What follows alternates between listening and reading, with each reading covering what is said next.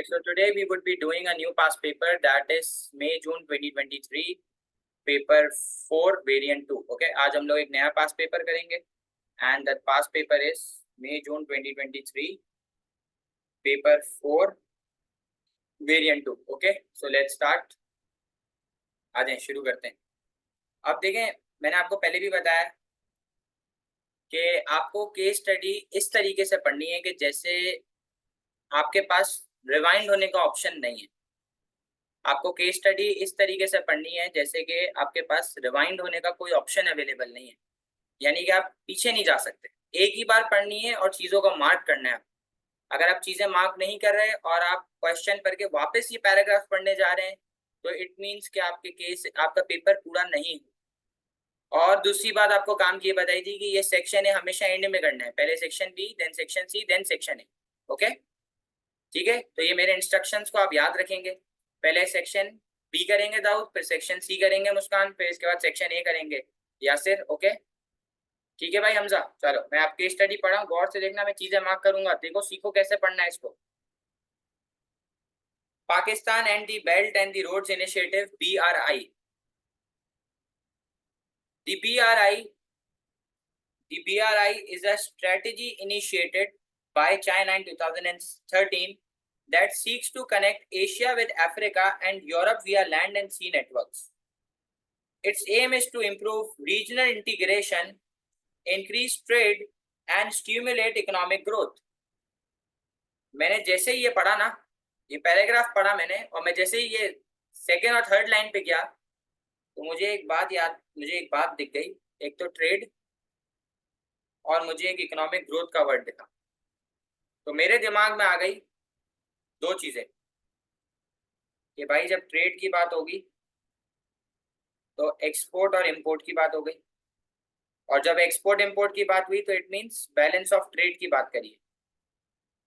फिर जब export import की बात होगी तो जब एक्सपोर्ट करूंगा, बाहर माल बेचूंगा तो बाहर से पैसा आएगा, तो इनफ्लो की बात हो गई. और जब इंपोर्ट करूंगा, बाहर से माल मंगवाऊंगा तो अब बाहर पेमेंट करनी है तो आउटफ्लो हो जाएगा. तो देखो जब BOT की बात होगी तो BOP की भी बात हो जाएगी. ठीक है, ओके है. अच्छा, फिर आपने जैसे ही इकोनॉमिक ग्रोथ का वर्ड सुना ना तो आपके दिमाग में दो बातें आ गई. इकोनॉमिक ग्रोथ दो तरीके की होती है. एक होती है एक्चुअल इकोनॉमिक ग्रोथ और एक होती है पोटेंशियल इकोनॉमिक ग्रोथ. एक होती है एक्चुअल इकोनॉमिक ग्रोथ और एक होती है पोटेंशियल इकोनॉमिक ग्रोथ. बेटा एक्चुअल इकोनॉमिक ग्रोथ आती है एक्चुअल के बढ़ने की वजह से, पोटेंशियल इकोनॉमिक ग्रोथ आती है कंट्री के पोटेंशियल के बढ़ने की वजह से. और आप सब ने पढ़े हैं एक्चुअल के बढ़ने के रीजन, पोटेंशियल के बढ़ने के रीजन, ये सब आपने पढ़े हैं, राइट? ठीक है, चलें आगे चल लो. It involves major investment in infrastructure projects. मैंने अगली लाइन पढ़ी, it involves major investment in infrastructure projects. तो मुझे बता जरा, एग्रीगेटेड डिमांड की इक्वेशन है C + I + G + X - M. ये इक्वेशन किसकी है भाई? ये इक्वेशन है एग्रीगेटेड डिमांड की.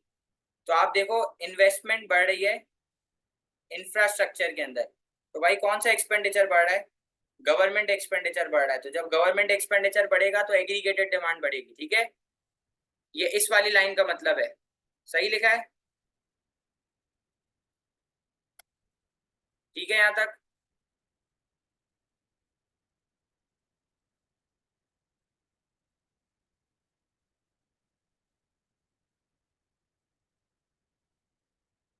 चलें आगे चलें. अच्छा चलो आगे जा रहा. BRI China is looking for markets with growth potential for their exports, in particularly openings for profitable infrastructure and industrial investment. सही है. Profits in China are falling and overcapacity is widespread. भाई इस पैराग्राफ में मुझे एक और काम की बात दिख गई। क्या दिखी? कि एक तो ये ग्रोथ की, जिस ग्रोथ की ये बात कर रहा है, ये पोटेंशियल इकोनॉमिक ग्रोथ की बात कर रहा है। इस पैराग्राफ में मुझे पहली बात ये दिख गई। फिर इसने बोला कि यार ये इन्वेस्टमेंट करना चाह रहा है, तो इसका मतलब है इन्वेस्टमेंट भी बढ़ रही है मुल्क में, गवर्नमेंट एक्सपेंडिचर भी बढ़ रहा है। फिर इसने बोला चाइना के अंदर प्रॉफिट गिर रहे हैं और ओवर कैपेसिटी हो गई है, मतलब पॉपुलेशन बहुत ज्यादा हो गई है। ठीक है, ये पहले पैराग्राफ में ये सारी बातें थी। हाँ यासिर, बिल्कुल कर सकते हो लिंक, आप सही कह रहे हो। Better direct transport links will encourage growth for China's inland provinces. For example, China-Pakistan Economic Corridor (CPEC).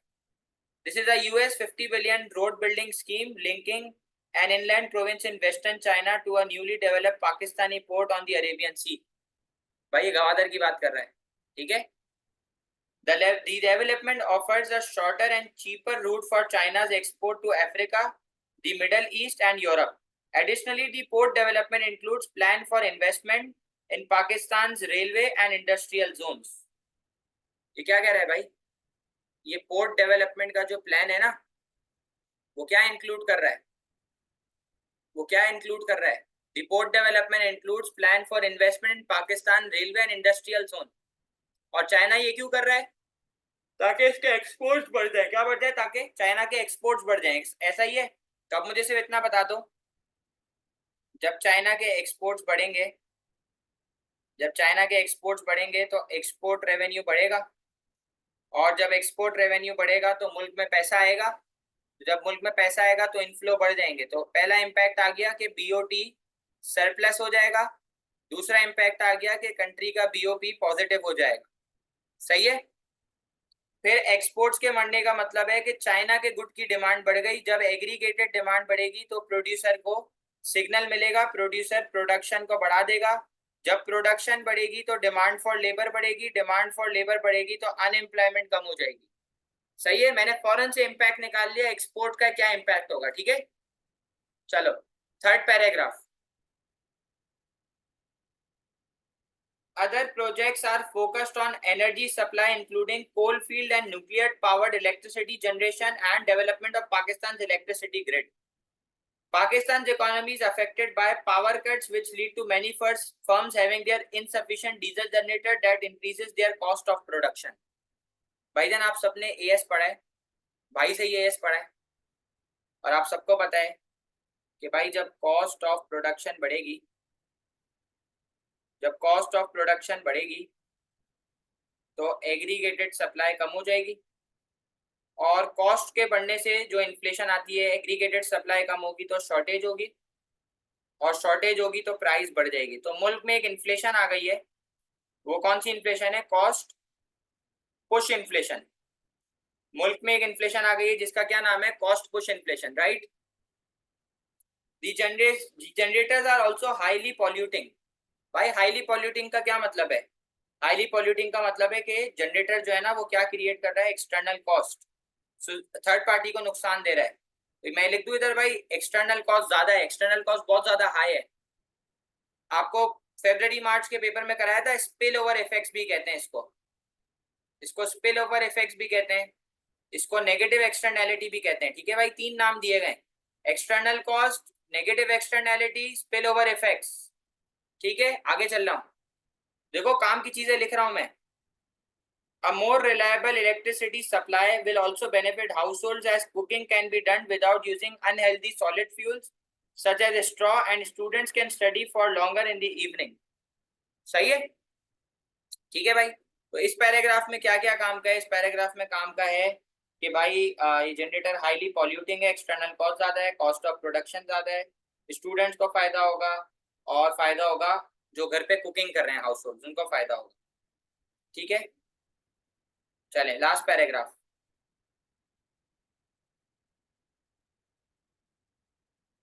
The construction machinery used for these infrastructure projects is supplied mainly by China, and the projects are supervised by Chinese manager. ऐसा ही हो रहा है ना पाकिस्तान में, गवादर के जितने रास्ते हैं, नारन कागन के जितने रास्ते हैं, वो सारे चाइना के बने हुए। सी पैक कॉरिडोर बड़ा बड़ा लिखा हुआ, उसको चाइनीज ही मैनेज कर रहे हैं। बिल्कुल सही कह रहे हैं। To pay for these projects, Pakistan takes loans provided by Chinese banks and institutions. Pakistan has already outstanding foreign debt of approximately 25% of GDP. इसका मतलब है, इस लाइन का मतलब है कि पाकिस्तान की कमाई अगर 100 रुपए है ना, अगर पाकिस्तान का जीडीपी 100 रुपए है, तो 100 रुपए का 25% है ना, सिर्फ इंटरेस्ट पेमेंट में चले जाता है। ये क्या कह रहा है? ये कह रहा है कि अगर पाकिस्तान का जीडीपी 100 है ना, टोटल जीडीपी, तो उस 100 का 25% सिर्फ इंटरेस्ट पेमेंट में चले जाता है। राइट, सुनना आप, जीडीपी पर capital adjusted for purchasing power parity. भाई पहले है ना, एक काम ये कर लो, मैं परचेजिंग पावर पैरिटी की डेफिनेशन नीचे लिख रहा हूँ, तो सब प्लीज, अगर जो जो कॉपी में काम करे, मैं आपको अप्रिशिएट करूंगा अगर आप कॉपी में काम करेंगे और साथ साथ चीजें लिखते रहेंगे। तो मैं नीचे परचेजिंग पावर पैरिटी की डेफिनेशन लिख रहा हूँ, एक नई टर्म आ गई और फिर उसको समझा रहा हूँ, तो please definition exact copy paste कर लें कि परचेजिंग पावर पैरिटी क्या होता है। परचेजिंग पावर पैरिटी, ठीक है, ये क्या होता है? A comparison, of cost of bundle of goods and services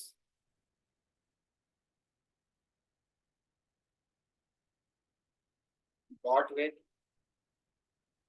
local currency as compared to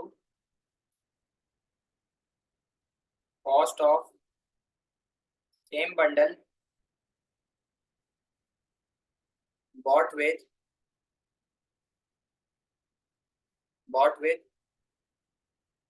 another currency। भाई ये कॉस्ट ऑफ बंडल का क्या मतलब है? जो परचेजेस आपने अपनी करेंसी में करी है, उसको आप दूसरी करेंसी से सेम परचेज को कंपेयर करोगे, इसको कहते हैं परचेजिंग पावर पैरिटी। कि आपकी इनकम जो आपकी परचेजिंग पावर है उसके ऊपर क्या इफेक्ट है। सही है, एक्सचेंज रेट का क्या इफेक्ट है, बेसिकली परचेजिंग पावर पैरिटी इसको रिप्रेजेंट करता है। जैसे कि भाई अगर एक बंडल पाकिस्तान में 500 रुपए का कॉस्ट करता है, तो वही सेम बंडल जो है ना, वो यूएस में $2 का कॉस्ट कर रहा है, $5 का कॉस्ट कर रहा है, कुछ भी कॉस्ट लगा। तो एग्जाम्पल लिख देता हूँ, एग्जाम्पल लेके समझा देता हूँ। फॉर एग्जाम्पल, अगर पाकिस्तानी रुपी में एक बंडल कॉस्ट कर रहा है 300 का, और वही चीज, सेम चीज यूएस डॉलर में कॉस्ट कर रही है, लेट्स सपोज $3 की, तो अब बताओ मुझे जरा, क्या परचेजिंग पावर पैरिटी कैसे निकलेगी? बताओ कैसे निकलेगी?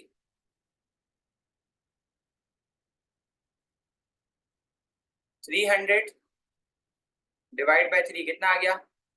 100 आ गया। कितना आ गया? 100। तो इसका मतलब है 100 रुपए कितने के इक्वल है? $1 के इक्वल है। कितने के इक्वल है? 100 रुपए कितने डॉलर के इक्वल है? $1 के इक्वल है। कितने डॉलर के इक्वल है? 100 रुपए $1 के इक्वल है। कितने के इक्वल है? ठीक है, समझ आया? इस purchasing power parity clear to everyone? तो फिर मैं आगे चलूं, समझ आई ये कहानी? पाकिस्तान में अगर मुझे मुझे ये की खरीदनी है तो मुझे $300 लगेंगे, और यही की अगर मुझे यूएस में खरीदनी है तो मुझे $3 लगेंगे। तो भाई क्या है मतलब, अगर मैं आपसे पूछता हूँ कि क्या परचेजिंग पावर पैरिटी क्या है? 100 रुपए $1 के इक्वल, अपने 100 उसका $1 है, तो अपने 300 उसके $3 हो गए। ठीक है, चलो अब मैंने आपको बताया भी कि जब भी आप टेबल करोगे तो आप टेबल में हमेशा लोवेस्ट और हाईएस्ट करोगे। अच्छा, मैंने गिनी कोएफिशिएंट एक बार पहले भी पढ़ाया, तो मैं एक्सपेक्ट करूंगा कि कोई बच्चा मुझे बताए कि गिनी कोएफिशिएंट होता क्या है, वरना मैं वापस भी बताऊंगा, नीचे लिख भी दूंगा, कोई मसला नहीं।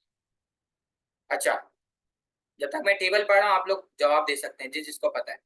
2014 2018 चाइना पाकिस्तान, तो भाई चाइना का 11917 है, 15243 है। पाकिस्तान का 4171 है, 4740 है। ठीक है, ओके। इससे क्या दिख रहा है भाई? बच्चे आप लोग सब कंट्रीब्यूट करो प्लीज। बताओ जरा मुझे, चाइना और पाकिस्तान के साथ क्या हुआ है? चाइना की परचेजिंग पावर पैरिटी के ऊपर क्या इफेक्ट है, पाकिस्तान के ऊपर क्या इफेक्ट है, ये बताएं। अनएम्प्लॉयमेंट रेट 2014 में चाइना का 4.1 था, 2018 के अंदर 3.8 हो गया। तो 2000 चाइना के अंदर अनएम्प्लॉयमेंट रेट गिर गया है, चाइना का अनएम्प्लॉयमेंट रेट गिर गया है। पाकिस्तान के अंदर अनएम्प्लॉयमेंट रेट था 5.8 और ये 5.45 हो गया है। पाकिस्तान में भी अनएम्प्लॉयमेंट रेट गिर गया है, ठीक है, सही है। गिनी कोएफिशिएंट 2014 2018 का दिया हुआ है, 14 में 43.7, 38.5 हो गया 2018 में। गिनी कोएफिशिएंट कम हो रहा है, ठीक है, चाइना का कम हो रहा है। सर 2014 में पाकिस्तान का गिनी कोएफिशिएंट 29.8 था और 2018 के अंदर 33.5 हो गया, ठीक है। तो अब सबसे पहले अगर मैं एक एक करके आपको चीजें समझाऊं तो परचेजिंग पावर पैरिटी चाइना की थी 11917 और 15243 हो गई, तो इसका मतलब है परचेजिंग पावर गिर गई है। Same goes for Pakistan, purchasing power गिर गई है। क्यों गिर गई है भाई? अब आपको ज्यादा खर्चा हो रहा है, अब आपको सेम अमाउंट ऑफ गुड्स लेने के लिए फ्यूचर में 2018 में ज्यादा पैसे देने पड़ रहे हैं। तो चाइना पाकिस्तान दोनों के लिए परचेजिंग पावर पैरिटी कम हो गई है, मतलब परचेजिंग पावर गिर गई है, ठीक है, ओके है। अच्छा, अनएम्प्लॉयमेंट रेट दोनों मुल्क में गिर गया है, अनएम्प्लॉयमेंट रेट चाइना पाकिस्तान दोनों के अंदर गिर गया है, ठीक हो गया। सर गिनी कोएफिशिएंट क्या होता है भाई? गिनी कोएफिशिएंट मैं देख भी लेता हूँ बच्चों ने क्या लिखा है।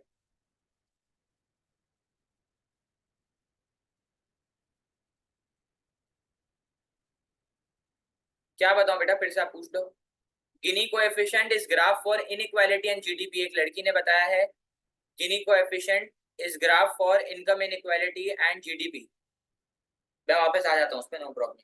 तो भाई गिनी कोएफिशिएंट क्या होता है, इधर देख लो, मैं लिख रहा हूँ इधर। गिनी coefficient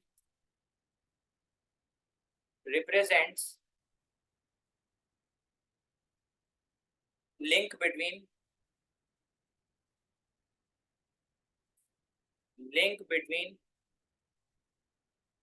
income inequality and redistribution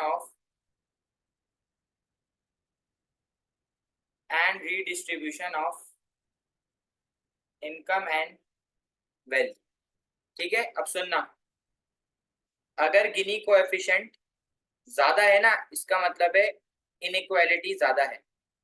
अगर गिनी कोएफिशिएंट ज्यादा है, इसका मतलब है इनइक्वालिटी ज्यादा है, मतलब rich is getting more richer, poor is getting more poorer, ठीक है।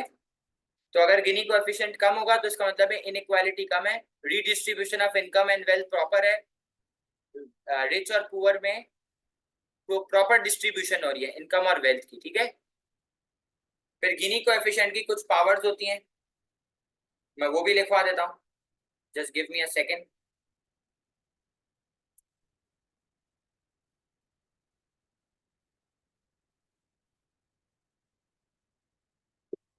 अच्छा भाई,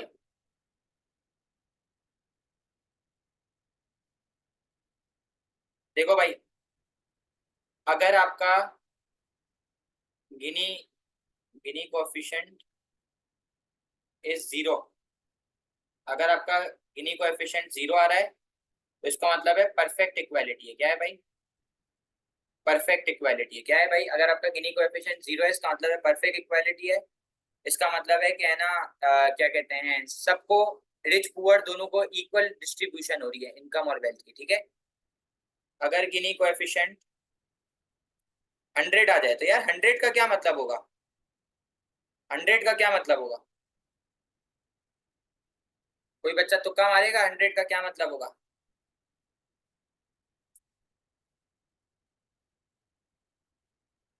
किसी को पता है बेटा 100 का क्या मतलब होगा?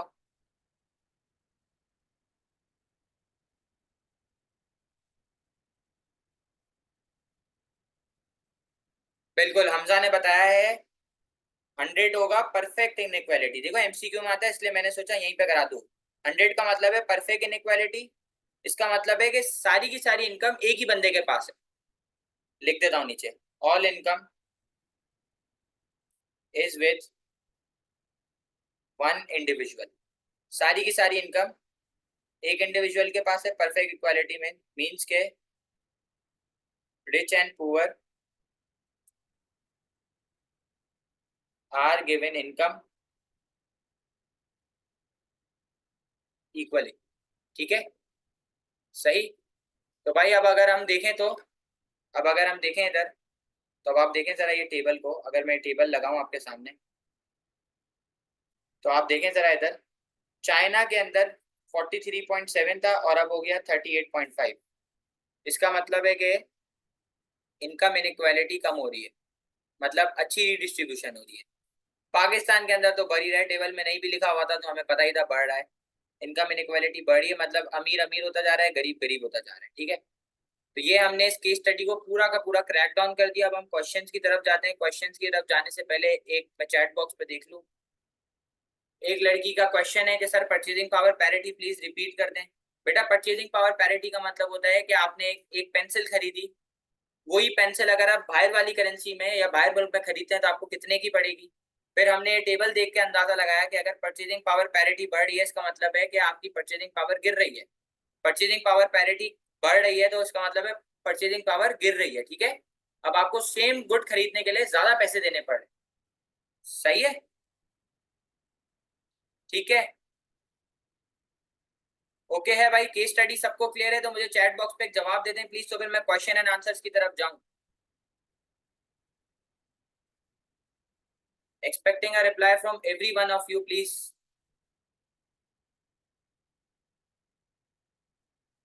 क्लियर। भाई नए बच्चे भी प्लीज जवाब दें यार।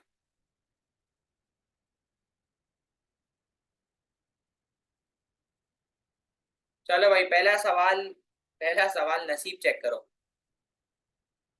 What is meant by purchasing power parity. 2 mark का सवाल हम ऑलरेडी कर चुके हैं, किसी को कोई प्रॉब्लम नहीं है। पार्ट बी का मुझे जरा चैट बॉक्स पे जवाब बताएं। Explain with the help of a diagram, a का मतलब एक diagram, the likely impact on BRI on both the potential economic growth and the actual economic growth of Pakistan. 4 mark भाईजान।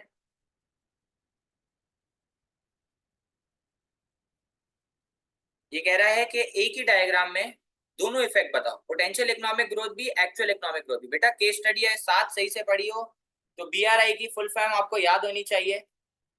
केस स्टडी के अंदर लिखा हुआ था बीआरआई के बारे में, the belts and roads initiative, the belts and road initiative.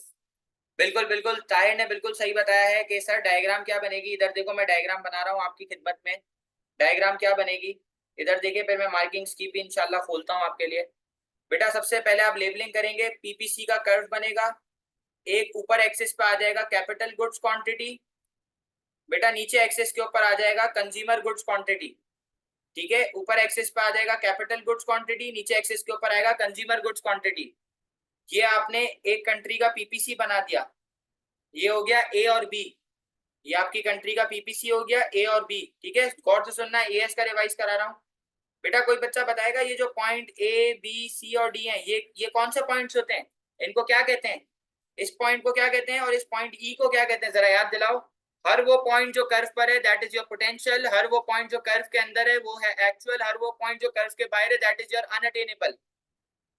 सवाल कह रहा है कि एक ही डायग्राम के अंदर आप बताओ पोटेंशियल इकोनॉमिक ग्रोथ का क्या इंपैक्ट है। तो भाई पोटेंशियल इकोनॉमिक ग्रोथ का मतलब है कंट्री का पोटेंशियल बढ़ रहा है।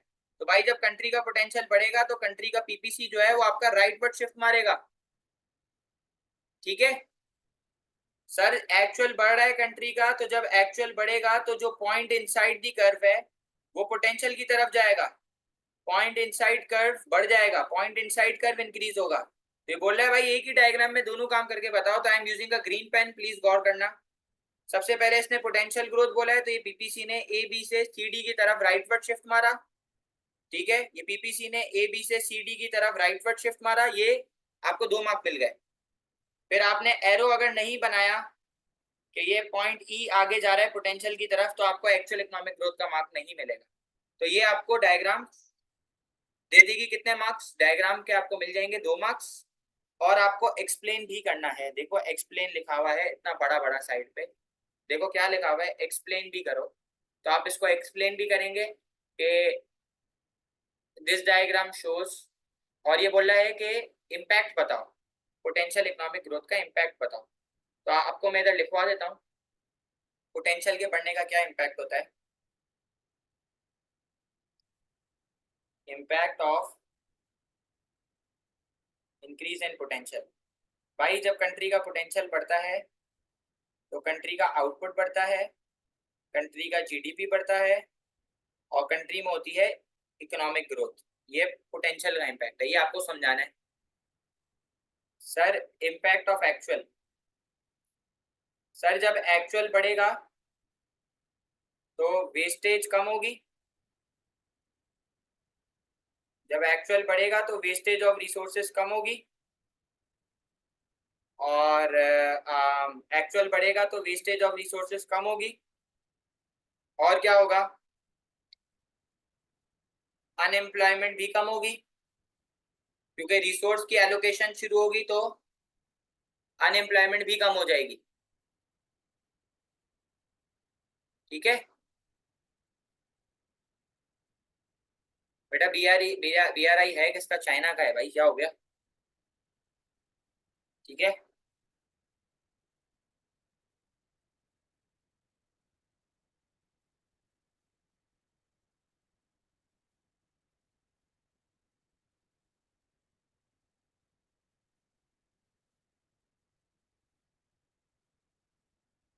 चले सी वाला पार्ट करा रहा हूं, सुनना। Part C, consider with the reference to table 1.1 the change in the standard of living in Pakistan between and China between 2014 and 2018। 6 mark का सवाल है। ये कह रहा है टेबल 1.1 के रेफरेंस से आप बताओ कि स्टैंडर्ड ऑफ लिविंग में पाकिस्तान और चाइना के बीच में क्या चेंज आ रहा है।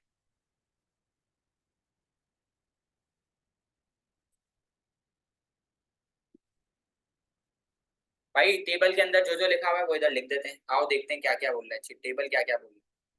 आ जाओ आ जाओ, टेबल पे चलते हैं, टेबल 1.1।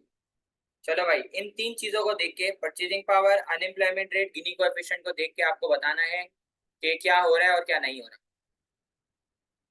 ठीक है,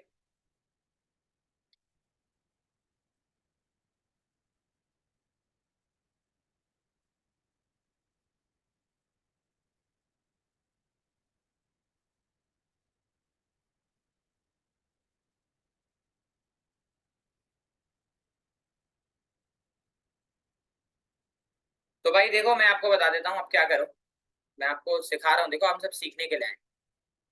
आप new minus old upon old into 100 का फॉर्मूला अप्लाई करोगे। क्या अप्लाई करोगे आप? New minus old, new GDP कितना है चाइना का? 15,243, माइनस ओल्ड है 11,917, अपॉन ओल्ड 11,917 इंटू 100। ये आप करोगे तो आपको पता चल जाएगा इन 2 साल के बीच में कितने की ग्रोथ है, पॉजिटिव ग्रोथ है, नेगेटिव ग्रोथ है, क्या है, इंक्रीज है डिक्रीज है, पता चल जाएगा। इसी तरीके से आप पाकिस्तान का करोगे। तो मुझे तो आंसर याद है, तो मैं आपको बता देता हूँ, मुझे तो आंसर पता है, मतलब मुझे याद है कि कितने की ग्रोथ थी। आई एम नॉट 100% करेक्ट, लेकिन मुझे जितना याद है मैं उसको उसके थ्रू बता रहा हूँ। कि चाइना का जीडीपी आ रहा था, मार्किंग स्कीम भी देख लेंगे तो अंदाजा हो जाएगा। चाइना का जीडीपी आ रहा था 27 या 28% कुछ ऐसा था, और पाकिस्तान का जीडीपी इसका कुछ हाफ दी अमाउंट थी। आई गेस 28 का हाफ होता है 14 या 16 कुछ ऐसा था। ठीक है, तो जीडीपी चाइना का आ रहा है 28, पाकिस्तान का आ रहा है 14। कोई बच्चा अगर अभी कैलकुलेट भी कर लेगा तो पता चल जाएगा। तो भाई पहली बात आप ये लिख दोगे कि जीडीपी कितना है, जीडीपी में क्या चेंज आया है। एक लड़की ने कैलकुलेट करके बता दिया, these are correct figures. GDP, unemployment rate के बारे में बताओगे, गिनी कोएफिशिएंट के बारे में बताओगे, तो मैं नीचे पॉइंटर्स में लिख देता हूँ। आ जाए पार्ट सी के लिए। तो भाई आप पार्ट सी में सबसे पहला पॉइंट लिख सकते हैं कि GDP of China is 28%, GDP of Pakistan is 14%। ठीक है, ठीक है भाई। तो चाइना का जीडीपी बढ़ गया है, पाकिस्तान का जीडीपी कम हो गया, राइट? सही है, ऐसा ही हो रहा है भाई, जीडीपी का इम्पैक्ट ये है। अनएम्प्लॉयमेंट रेट चाइना पाकिस्तान दोनों के लिए कम हो गया। अनएम्प्लॉयमेंट रेट कम हो गया है चाइना और पाकिस्तान दोनों के लिए। सही है, और हमें ये समझाना भी होगा कि इसका क्या इम्पैक्ट होगा अनएम्प्लॉयमेंट रेट के कम होने का। फिर गिनी कोएफिशिएंट चाइना का कम हो गया है और पाकिस्तान का गिनी कोएफिशिएंट बढ़ गया है।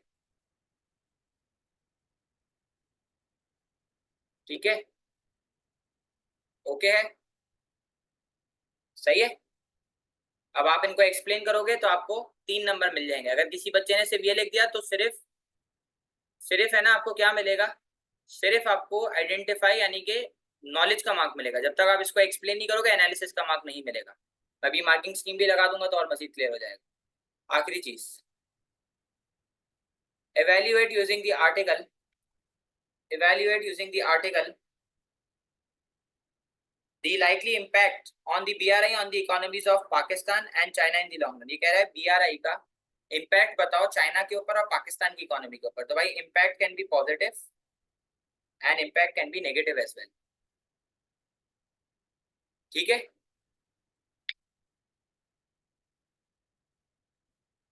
ठीक है। तो भाई जरा चाइना और पाकिस्तान को क्या क्या फायदे हैं और नुकसान है मुझे बता दो भाई। चाइना और पाकिस्तान को क्या क्या फायदे हैं ये मुझे बता दे कोई बच्चा। चाइना को क्या होगा और पाकिस्तान को क्या फायदा नुकसान होगा, जरा जल्दी जल्दी बताना प्लीज। 2 मिनट का टाइम आपको दे रहा हूँ। ओके ओके, बहुत बहुत।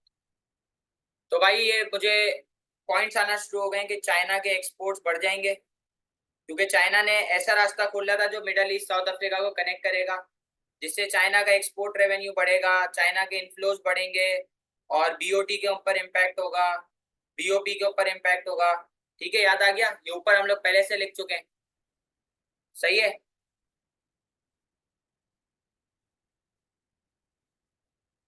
चाइनीज कॉस्ट ऑफ प्रोडक्शन कम हो जाएगी क्योंकि जब सब चाइना का रूट यूज करेंगे तो चाइना की कॉस्ट ऑफ प्रोडक्शन कम होगी।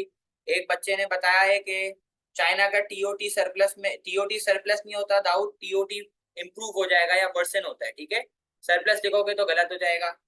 और पाकिस्तान ने चाइना से लोन लिया हुआ था तो चाइना के लोन्स बढ़ जाएंगे।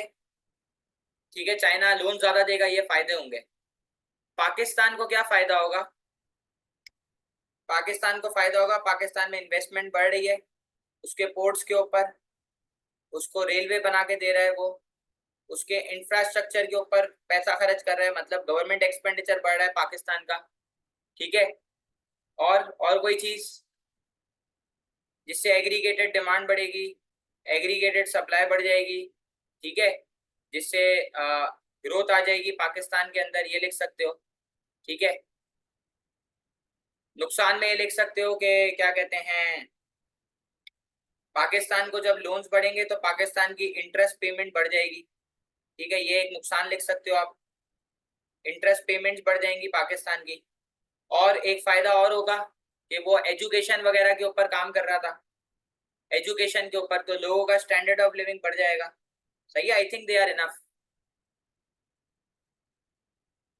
डिसएडवांटेज बता दो। एक्सटर्नल कॉस्ट बढ़ रही थी, एक्सटर्नल कॉस्ट बढ़ रही थी, एक्सप्लॉयटेशन ऑफ रिसोर्सेज हो जाएगी, बिल्कुल एक्सप्लॉयटेशन ऑफ रिसोर्सेज हो जाएगी। डेट इंक्रीज होगा, मतलब इंटरेस्ट पेमेंट बढ़ी है तो डेट बढ़ेगा, कर्जा बढ़ जाएगा। सही है, पाकिस्तान में अनएम्प्लॉयमेंट कम हो जाएगी क्योंकि जब चाइना आएगा काम करने के लिए तो अनएम्प्लॉयमेंट कम हो जाएगी। Hyper inflation in the long run, बिल्कुल ये भी हो सकता है, बहुत सारे पॉइंट हो सकते हैं। ठीक है, अब मैं मार्किंग स्कीम लगा रहा हूँ, जरा मार्किंग स्कीम देखते हैं मार्किंग स्कीम क्या बोल रहा है। Just give me a second, मैंने मार्किंग स्कीम खोली है, ये कोई और एप्लीकेशन है, इस पे मेरी पेंसिल वर्क नहीं करेगी तो I would be going verbally. What is meant by purchasing power parity? A comparison of the cost of bundle and goods and services bought with the local currency with the cost of the same bundle bought with another currency. For example, a bundle which costs 500 Pakistani rupees and 202 US dollar. तो purchasing power parity आएगी 500 divide by 2 250, तो इसका मतलब है $1 250 rupees के equal है। सही है, explain with the help of a diagram the likely impact on growth वाला सवाल है। तो भाई एक्चुअल इकोनॉमिक ग्रोथ से अनएम्प्लॉयमेंट कम होगी, वेस्टेज ऑफ रिसोर्सेज कम होगी, पहली लाइन में ये लिखा हुआ है। पोटेंशियल इकोनॉमिक ग्रोथ से पाकिस्तान का पीपीसी बाहर शिफ्ट मारेगा, उसका इंपैक्ट मैंने बता दिया, आउटपुट जीडीपी बढ़ेगा, इकोनॉमिक ग्रोथ होगी। तो 2 नंबर समझाने के दे रहा है, पहली 2 लाइन में लिखा हुआ है, 2 नंबर डायग्राम के दे रहा है। डायग्राम के नंबर पढ़ो भाई, क्या लिखा है इसने भाई, मूवमेंट एक्स से वाई और पीपीसी ए बी से सी डी पे शिफ्ट मारे है, तो 2 नंबर आपको मिल जाएंगे। ठीक है, डायग्राम में देखें भाई, एक लाइट ब्लू पेन से हुआ है और एक एरो बना हुआ है एक्स से वाई। ठीक है, बिल्कुल ऐसा ही है सर। ये पढ़ लें आप जरा, ये पढ़ लें आप जरा।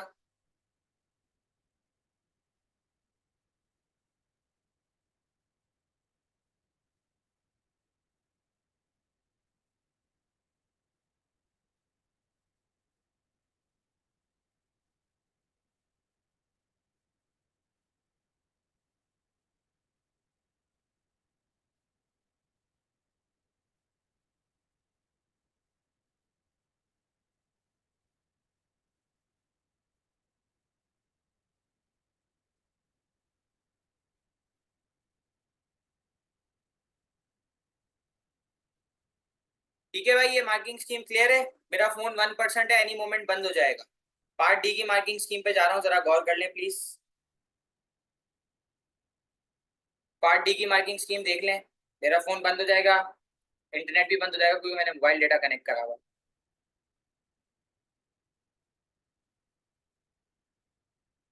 एक्सपोर्ट्स बढ़ेंगे, एक्सेसिव कैपेसिटी होगी चाइनीज की, पाकिस्तान में इनवर्ड इन्वेस्टमेंट बढ़ेगी, एडीएएस बढ़ेगा, इन्वेस्टमेंट बढ़ेगी। डिसएडवांटेज में देखो, एक्सटर्नल कॉस्ट बढ़ेगी, डेट्स बढ़ेंगे, एम्प्लॉयमेंट बेनिफिट होंगे पाकिस्तान को। प्रॉफिट का कोई इंडिकेशन नहीं दिया हुआ। लोन की एबिलिटी मैंने आपको याद है पढ़ते पढ़ाया था कि अगर 100 रुपए कमा रहे हैं तो उसका 25% पाकिस्तान का जो है ना जीडीपी का 25% इंटरेस्ट पेमेंट में जा रहा है।